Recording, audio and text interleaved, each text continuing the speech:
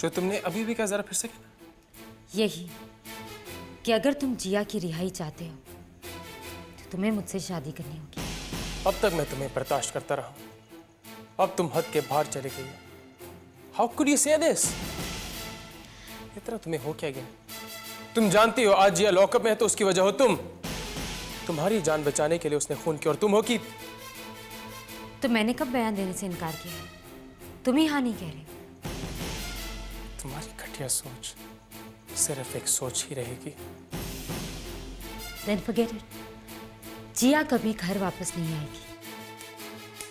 देखती जाओ, 24 घंटे के अंदर जिया अपने घर में होगी। कम हेल है वाटर्स, जिया की जमानत में करवा के ही रहूंगा। शायद तुम नहीं जानते जी कि जिया को छुड़ाने के लिए मेरा बयान कितना इंपॉर्टेंट है। और जो बयान मैं दूंगी उसके बाद 24 घंटे तो क्या, 24 सालों के बाद भी जिया घर नहीं आ पाएगी।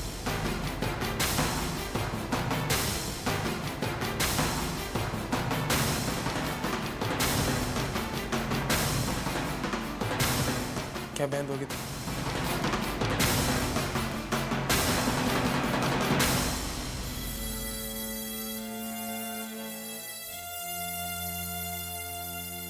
अरे आंटी, कैसी हैं आप?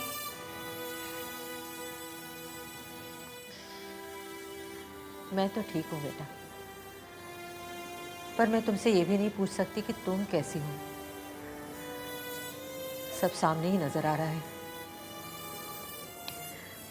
पर बेटा, मैं एक बात जरूर कहना चाहती हूँ, मैंने तुम्हारी जैसी बहादुर लड़की कभी नहीं देखी। तुम्हारे प्यार और विश्वास की वजह से ही शेखर रिहा हुआ है और मेरी नेत्रा मुझे फिर से मिली है। जिया बेटी, मेरी और नेत्रा की वजह से तुम्हें बहुत मुसीबतें झेलनी पड़ी है।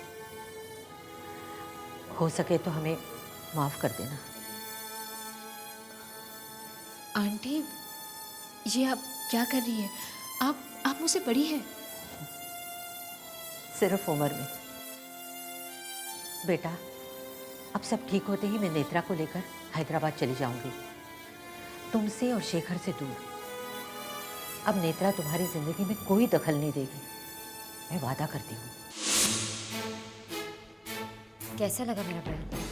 तुम एक बहुत ही गिरी हुई इंसान हो, सिर्फ नफरत के लायक हो तुम, नफरत के। और तुम सिर्फ प्यार की। I hate you.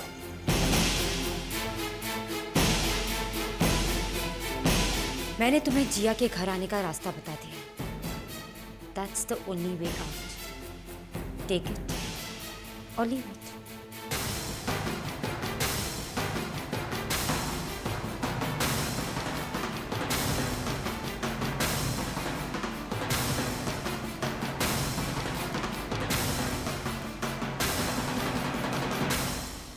Hello.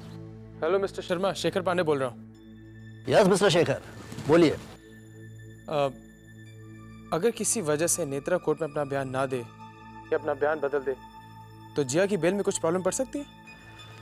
Well in that case जिया जी की जमानत तुरंत हो पाना मुश्किल है मिस्टर शेखर, क्योंकि ये सारा केस नेत्रा जी के बयान पर ही डिपेंड करता है। क्योंकि जिया जी के हिसाब से सिर्फ वही इस खून की एकमात्र चश्मदीद गवाह है और वही ये साबित कर सकती हैं कि उनकी जान को वागे से वाकई खतरा था। और उन्हीं के बयान से कोर्ट ये मानेगी कि वागे का खून सेल्फ डिफेंस में हुआ या किसी और वजह से। लेकिन आप ऐसा क्यों पूछ रहे हैं? कि आपको ऐसा कुछ लग रहा है? नहीं, मैं तो डबल चेक कर रहा था। आई एम श्योर कल जिया की बेल हो जाएगी। Of course. थैंक्स।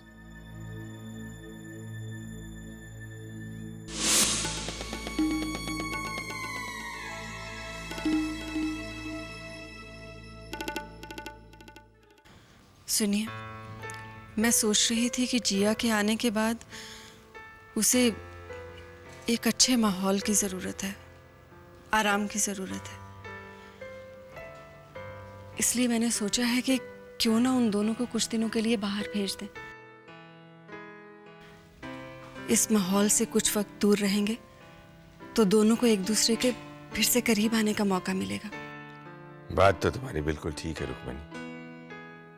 वैसे भी जिया को यहाँ आराम नहीं मिल पाएगा। कोई है ये एक ठुक हमारे घर पर नजर लगाए हुए है। जहाँ थोड़ी शांति होती नजर आती है वहीं कोई न कोई आफत खड़ी कर दी जाती है। पता नहीं कौन हमारी खुशियों के पीछे हाथ धोकर पड़ा हुआ है, हमसे दुश्मनी निकाल रहा है। मेरी भी समझ में नहीं आ रहा रुक्मणी। हमने तो किसी के साथ कभी कुछ बुरा किया ही नहीं। भगवान ही जाने कि वो कौन है।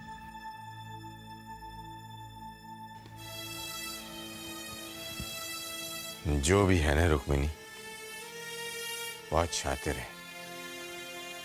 कोई भी सुराग ऐसा नहीं छोड़ता जिसकी वजह से हम उसे पहचान सके। नेत्रा के मिलने के बाद उस डॉक्टर से सच उगलवाया जा सकता था जिसने नेत्रा की नकली डीएनए रिपोर्ट बनाई थी, लेकिन उसे भी रास्ते से हटा दिया गया और पुलिस को भी उसके घर से कुछ नहीं मिला। वो हर कदम हमसे पहले ही सोच लेता है।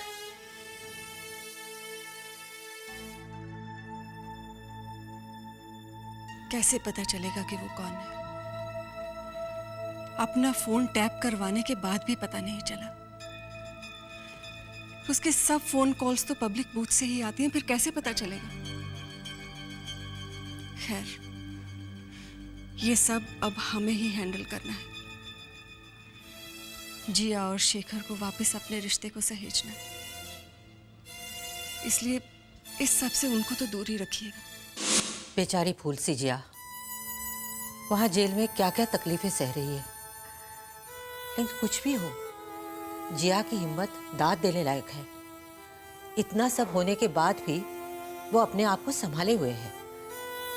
बेटा, मैंने पुलिस स्टेशन में सबको ये कहते हुए सुना कि जिया ने ये खून सेल्फ डिफेंस में किया है, इसलिए बहुत आसानी से छूट जाएगी। बेटा, तुम जल्द से जल्द अपना बयान देकर जिया को बरी करवाओ।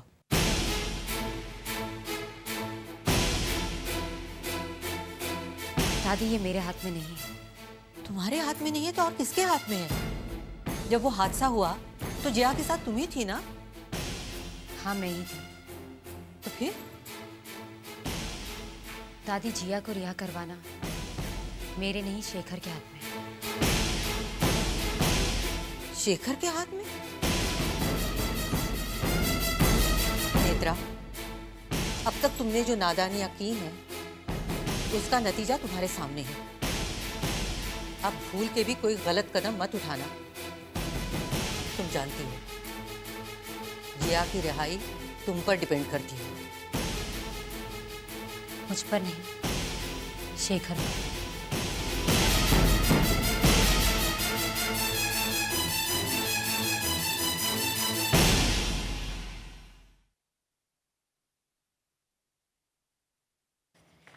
क्यों बांट आई अपने घर वालों के दुख?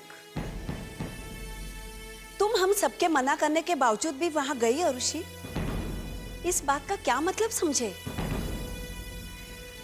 यही कि मैं अपने माँ और बाबा की फिक्र करती हूँ, उनके दुख से दुखी होती हूँ। पापा, आपने उन्हें फोन करते वक्त एक बार भी नहीं सोचा कि मैं उनकी बेटी हूँ? तुम्हारे घर में तो आए दिन कुछ ना कुछ नाटक होता ही रहता है, तो क्या तुम रोज इसी तरह भाग भाग के चली जाया करोगी? और अगर तुम्हारा मन इतना ही तड़पता है उनके लिए, तो फिर वहीं क्यों नहीं रह गई? क्योंकि माँ ने मुझे जबरदस्ती भेज दिया, क्योंकि उन्हें इस घर का ख्याल है। और अगर आज मेरे घर में कुछ तकलीफ है तो आप लोग हंस रहे हैं। उनके साथ सब कुछ गलत हो रहा है। अगर उनके इस दुख से मैं परेशान हूं तो इसमें गलत क्या है पापा? शालिनी, आप इस घर की बेटी हैं, इस घर में पली हैं, बड़ी हैं। इस घर पर आपका भी उतना हक है जितना कि हर्ष का है। बुरा वक्त किसी को बोलकर नहीं आता शालिनी दी। मैं आपसे पूछती हूँ, कल को अगर आपकी शादी हो जाएगी और तब इस घर पे कोई मुसीबत आएगी तो आपको दुख नहीं होगा क्या? शादी के बाद इस घर से मिला प्यार और अपनापन सब कुछ आप भूल जाएंगी? तब आपके मम्मी पापा नहीं रहेंगे।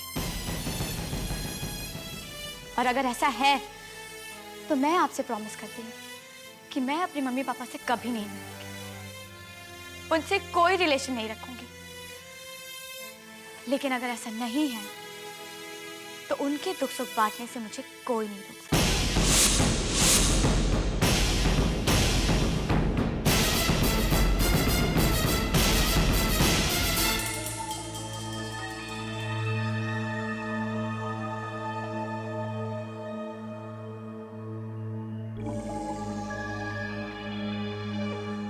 क्या हुआ रे? नींद नहीं आ रही? मैडम को नरम नरम गद्दों पे सोने की आदत है, यहाँ फर्श पे थोड़ा नींद आएगी ना। और यहाँ मच्छर भी तो बहुत है। अरे तूने इंस्पेक्टर से यहाँ पर एसी लगवाने की बात करी है नहीं? अगर नहीं करी तो कर ले, तेरे बहाने हमारा भी कुछ भला हो जाएगा भाई। देखिए प्लीज आप वहाँ बैठकर बात कीजिए, मैं आराम करना चाहती हूँ। अच्छा, तुझे देर रात तक जगने की आदत नहीं है क्या? या फिर सुबह किसी जरूरी मीटिंग में जाना है? अरे सुना है तूने अपने पति की गर्लफ्रेंड की जान बचाने के लिए किसी को मार डाला भाई। हाँ, अरे क्या जिगर है तेरा, वाह भाई, मान गए। अरे अगर मैं तेरी जगह होती ना तो मैं उस औरत को ही मार डालती और कहती कि वो मुझे मारना चाहती है, इसलिए अपनी जान बचाने के लिए मैंने जान ले ली। क्यों? इसे अपने बेवा पति के साथ बहुत हमदर्दी होगी। सोचा होगा माशुका की मौत के बाद बेचारे पति पे क्या गुजरेगी। अरे ये मर्द किसी के नहीं होते। देखिए आप मुझे तंग मत कीजिए। मैं आपको बार बार कह रही हूँ, आपकी समझ में नहीं आ रही ये बात? आपको दिखाई नहीं दे रहा कि मैं प्रेग्नेंट हूँ? मुझे इस धुएं से घुटन हो रही है। अरे ये रौब किसको झाड़ती है? हाँ, मैं तेरा घर वाला नहीं हुआ। इनका पति यहाँ है, इनका पति यहाँ है, इनका पति यहाँ है। शेखर,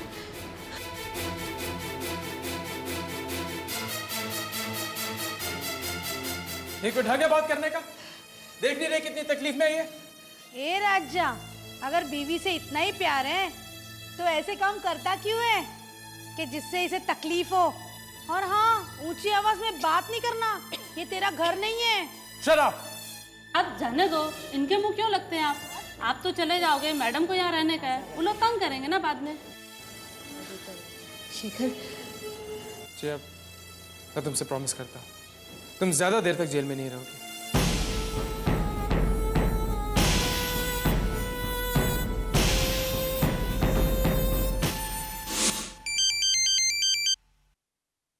तो तुम तैयार हो? नेत्रा, जो बात हो नहीं सकती उसके बारे में सोच के फायदा? शेखर, मेरे पास मेरे और तुम्हारे अलावा सोचने के लिए और कुछ है ही नहीं। नेत्रा, जिया जेल में बहुत तकलीफों में है, एक तुम ही हो जो उसे बचा सकती हो। Please. You don't have to say please Shekhar, तुम बस एक बार मुझसे शादी के लिए हाँ कर दो, फिर देखो मैं जिया को 1 मिनट भी लॉकअप में नहीं रहने दूंगी। I promise. स्टॉप इट, तुम जानती हो ये नामुमकिन है। Then forget it. नेत्रा, तुम में बिल्कुल भी इंसानियत नहीं बची। जिस औरत ने तुम्हारी जान बचाई, मुझे नहीं, अपने आप को भी बचाने की, वरना अगली गोली उसी पर चलती। देखो नेत्रा, तुम। शेखर, मैं सिर्फ तुम्हारी हाँ या ना सुनना चाहती हूँ, nothing else. नेत्रा, मैं कभी भी तुम्हारे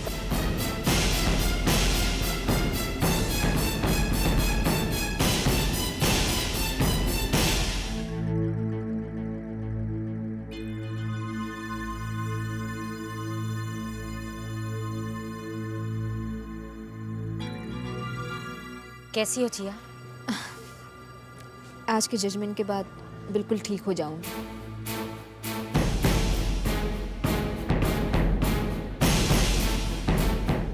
नेत्रा, आज मुझे रिहा करवाकर तुम अपना हिसाब क्लियर करवा लेना।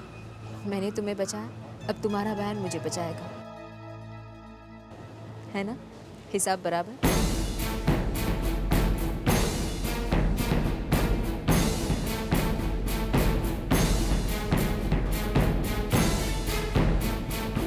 चलो जी।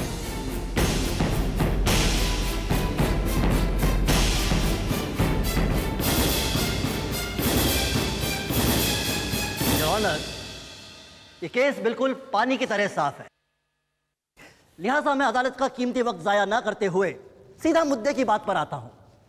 योर ऑनर, ये केस मिस्टर शेखर के मिस नेत्रा को किडनैप करने से शुरू हुआ था, जबकि हकीकत यह है योर ऑनर कि मिस नेत्रा को वाघे नाम के एक सन की दिमाग के आदमी ने अपने ही घर में कैद करके रखा हुआ था। मेरी मुवक्किल मिसेस जिया पांडे जब नेत्रा जी को ढूंढती हुई इत्तफाकन वहां पहुंची तो उन्होंने देखा कि वाघे नेत्रा जी पर अटैक कर रहा है। जाहिर है उसका अगला शिकार जिया जी ही होती। जब जिया जी ने देखा कि वो पागल आदमी नेत्रा जी पर गोली चलाने वाला है तो उन्होंने नेत्रा जी को बचाने के लिए उसकी पीठ में छुरा घोंप दिया और वो मारा गया। योर ऑनर, मेरी मुवक्किल मिसेस जिया पांडे ने सेल्फ डिफेंस में वाघे को मारा है। वाघे की दिमागी हालत ठीक नहीं थी। ये रही उसकी रिपोर्ट। योर ऑनर, अपनी जान बचाने के लिए किसी पागल को मार देना कोई जुर्म नहीं है, बल्कि वक्त की जरूरत थी। इस बात को साबित करने के लिए मैं मौका वारदात पर मौजूद मिस नेत्रा को विटनेस बॉक्स में बुलाने की इजाजत चाहूंगा। इजाजत है।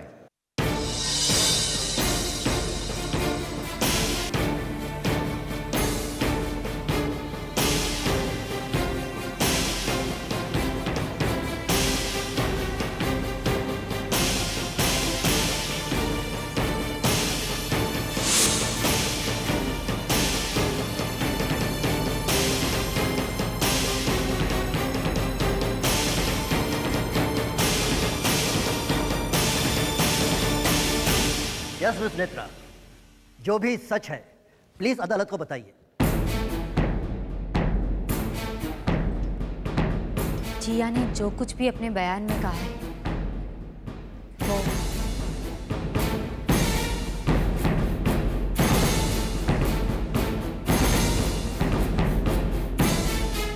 वो सब सच है।